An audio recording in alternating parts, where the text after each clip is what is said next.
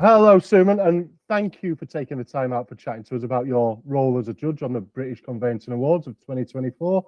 So, first up, we'd just like to know a bit more about yourself and also about your role in the industry, if you could, please. Yeah, sure. So I'm Suman. I'm currently head of conveyancing at Swiitch, and Swiitch is the new conveyancing brand for shoesmiths. In terms of my particular role now, I mean, I have been in the industry for 30 years and I've been at shoesmiths for 25 of those 30 years. But I'm currently responsible for the strategic direction of the department. And I've got a particular keen interest in technology and also the design of the conveyancing process for the future. So I think it's not about what we do today. It's what we may be doing in about 5 years' time. So that's the thing that particularly interests me. Okay, and was there anything in particular that motivated you to become a part of the judging panel this year? Well, I've actually been, this is my third year, and yeah, and I'm always keen to volunteer. I think it's probably because I'm a little bit nosy, but I'm also a real proud defender of the work that conveyancers do and the pressure that they're always under. I'm fully aware of that, having done the job for so long. And so I just delight in learning about what other firms are doing to support their own teams. I like to read about rising stars in our industry and what their USP is, and just to see how firms are coping and bringing in technology to improve processes for their staff and how they enhance the client experience.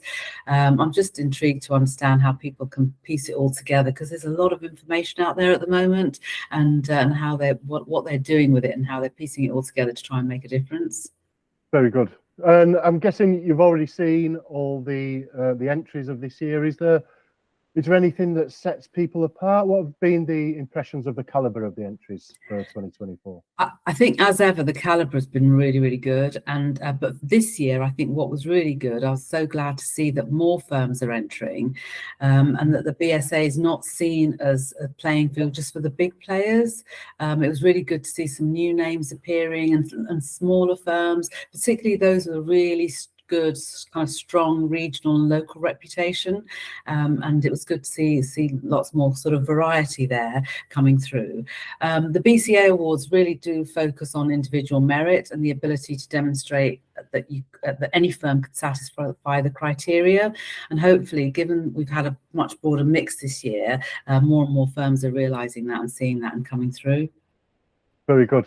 Yeah, it's always good with these events as well, is that it does bring out like the family feel of everybody in this industry, kind of trying to have each other's backs and look after each other a bit, really, as well, doesn't it?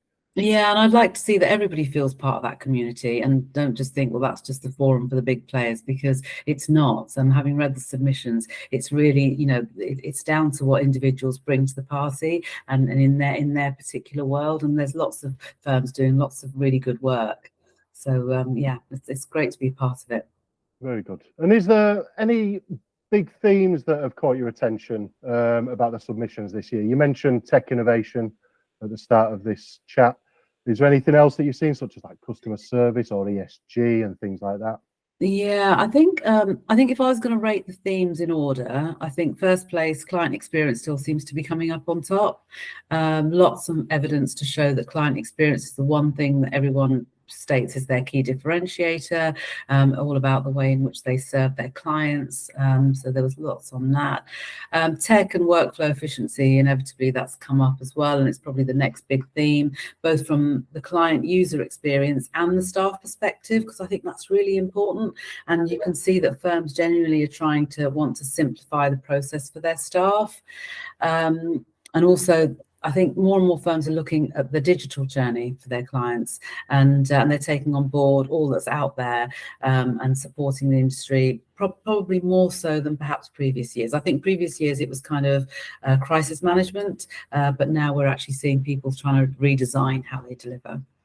Yeah, I think when I first started in this industry about 10 years ago, I think it was all about customer service, and then we've had a real influx of the IT and the tech innovation that's come with it, and now it seems to be an amalgamation of the two, which is really important as well. So yeah. So is there anything you've noticed in terms of the extent of social good of what conveyancers do? Has that been any sort of influence on you?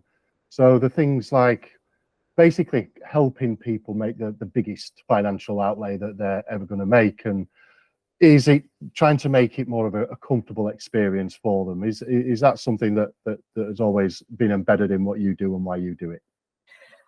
I think this is quite challenging, really, because I think what we're trying to do is we're trying to focus on the customer journey, but I think also there's a little bit of confusion as to what the customer wants. So interestingly enough, clients don't usually ask for a lot of information. I mean, I think that it's quite surprising how little information they actually want, and very few clients have surveys.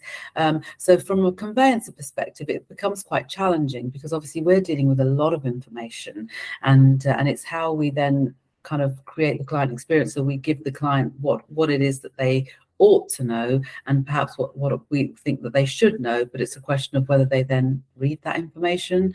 And, I think a lot of what we do is we're trying to protect the lenders, and then we end up relaying information to clients that the lenders expect us to know about and tell clients about. I think on that basis, trying to sort of sort that problem out, I think for me, it's all about how we present data to clients. And I think now we need to kind of have this format whereby, at the moment we do client reports and we report to client on lots of information. I'm not sure that's really the modern way anymore. Well, I don't think it is at all. I think for me, the focus is therefore on presentation of data to clients in a format that's really kind of current and smart and consumer friendly, so they can go through and pick and choose what it is that they're interested in. Okay. So I think, so I guess I think it's about providing data and the delivery of that data in a consumer-friendly format. Yeah, and I suppose it's always difficult because we get bogged down in, we obviously understand the process, the conveyancing process and what goes into it. But, Mr. Joe Bloggs coming in off the street, actually buying a house, hasn't really got a clue. And I suppose it's you guys that have to pick that up and try and help them understand exactly what goes into it. Yeah. And also we have to be careful because we don't want to give them detail that could compromise our position as legal advisors. So it is a question of providing the consumer data that they need, protecting our position, protecting our lender, and it is incredibly difficult. But I think from a consumer perspective, it's how they want that data and how they can then relate and connect to the information that we're providing them with. Because, like I said, they don't want a lot of data, it seems, and but we need to maybe present that in a different way where we can try and get their interest. Yeah, okay. And is there anything in your view, and I suppose this is for somebody that may be listening to this or watching this and actually thinking about how they get nominated for next year, but is there anything that sets the shortlisted nominees apart from the crowd? Well, first of all, sometimes there isn't much in it, and so I think if you haven't been nominated, then don't think you're sitting at the bottom of a pile somewhere, because sometimes there's just so much good to choose from.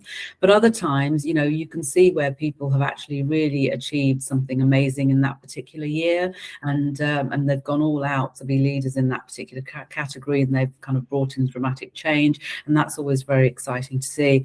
But I think all too many times, I will read a really good submission, but sometimes people don't support it with enough evidence. And I think that to me is what makes a really good submission.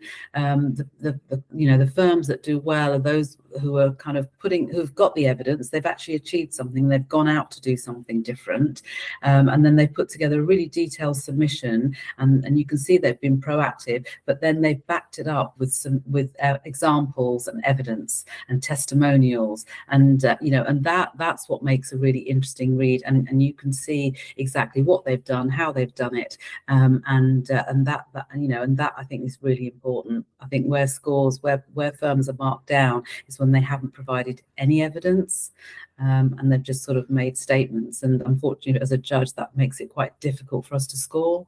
Yeah, I do. And for want of a better phrase, I suppose that's really quite a British thing, isn't it, in terms of us, we don't like building ourselves up, do we? So actually putting the effort in to get some recognition is quite a difficult thing for us to do. So yeah, no, I agree with you entirely. There is an art to that, but I think this is your opportunity. It's a confidential submission, so just go for it. Yeah, absolutely. And it's been, I'm sure you've seen it, but it's been quite a surprisingly busy start to the year. Have you got any hopes or expectations for what the rest of the year in this industry might crop up? Yeah, I think I'm not going to talk about the obvious point in relation to tech solutions and, all that sort of stuff. And, we could talk about generative AI and, we could talk about Microsoft Copilot and all those sorts of things.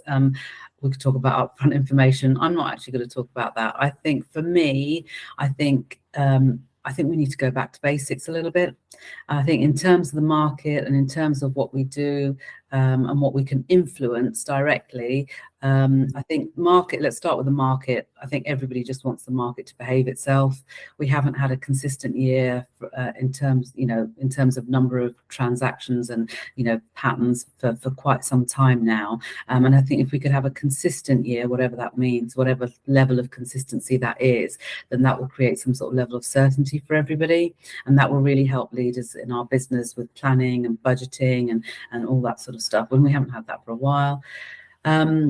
I think in terms of conveyancers, I really hope that conveyancers really recognise how important they are to the property industry, and we don't start to cheapen our product. I think we really need to hold our own and ensure that we are rightly rewarded for the great job that we do. There's still much education needed in the public about what conveyancing is and how it's done. But I think more income will enable us to better resource and invest and retain talent to build for the future. I think we need to do that as well, because the world is changing quite rapidly and we need to make sure our workforce is match fit to be able to work in that new world. We talk a lot about collaboration with estate agents and things like that, but I also want to see collaboration within the conveyancing industry. I want to see conveyancers come together and support one another, especially because I think it's well recognised that we've got a number of less experienced staff in the industry now. And I remember when I was a trainee, if I didn't understand something, I wasn't embarrassed to say to the other side, I've not come across this before, I'm not sure. And then I could go and learn it and talk to my principal about it. But I really think, and I think, people appreciated my honesty, and we could get the deal done. But now there seems to be this fear to say, I don't actually know what anybody's talking about, and I must know what I'm talking about. But I think as an industry, we really do need to get together and support one another. And we need to make sure our staff are match fit, they're trained, they understand the CQS protocol, the UK Finance Handbook requirements to a really good standard, so that we can then start to build a solid foundation and gain the respect that we deserve for the part that we play in the property market. At the moment, there's just too much divide and differences. And I think we need to start compromising and consolidating amongst ourselves. And be a bit more forgiving. Yeah, absolutely. No, absolutely. Because, we're all we're not sort of competing with one another. We've got a seller's lawyer, we've got a buyer's lawyer, and we're both trying to get the deal done. And so let's work together and try and get those deals done. We shouldn't be competing with one another in that particular case. But if we could support one another, then I think, there's a lot of people criticizing the profession. And I think we could internally start working on that ourselves. Yeah, very nicely put. And just finally, have you got any advice for the nominees on the night? I think, first of all, congratulate yourself that you made the top three. Some of these categories are highly contested. So to make the top three is an achievement in itself. So, of course, whilst everybody wants that win, I think come along and remember that you're already a winner. If you've been nominated, you're already a winner. So win or lose on the day, just come and celebrate your achievements and enjoy the occasion. Amazing. And we'll look forward to seeing everybody on the night. That's been brilliant, as that, Suman. Thank you very much for your time. Really appreciate it. Thank you.